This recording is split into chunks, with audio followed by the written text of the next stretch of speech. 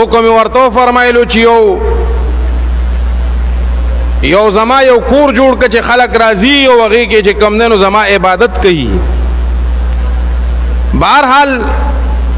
د کعبه شریف ډېر لوی عظمت او الله ول ډېر لوی شان ورکړي دي. نو دی خلکو چې کم دنو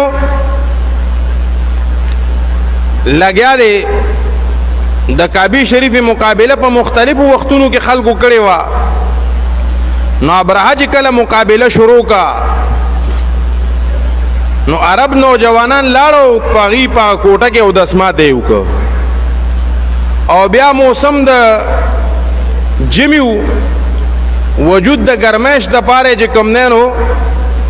دا خلک هور بلی کنه پشاړه کې هور بل کی ځان ته نو درنا فائدم وی نوري فائدیم وی او د ګرمایش فائدم پګی وی ناغي د ځان د ګرمولو د پاره هور بل کاغه هور هوا اوچت ک دا چون کې شاړه کې د شاړو کې هواګانی لګي نو هوا غهور اوچت کو د کوټه ته هور لګي دا کوټه اوس ودی دا ابرهه ته چې پته لګي وې دا چاکړي وې دا خو عرب نوجوانان راغلي وغي کړی دي.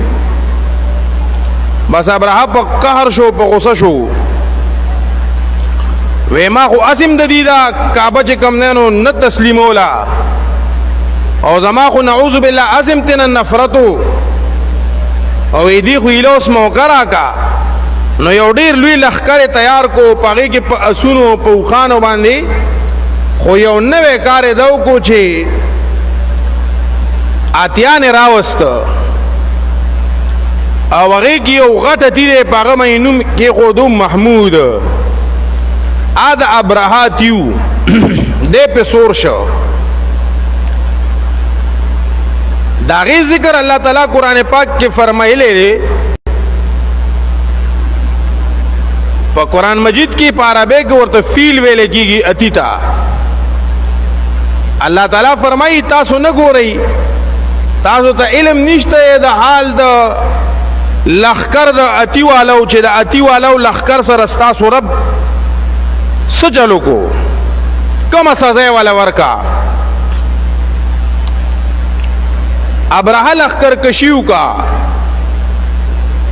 او د لخر چې را روان شو نو عرب ملکونه خو ډیر زیات دي نو مخامخ ورته چې کم نه دا مسلمانان او د کعبه شریف د عاشقان ورته ځې پځې ودرېد. خو د لخر چون کې ډیر خدای ته منظور هم داسې وا د لخر ډیر زیات او ډیر قوي لخر سره دی را روانو نو هغه عرب کم قومونه چې ورته ودرېد نو هغه ټول شکست ورکړ.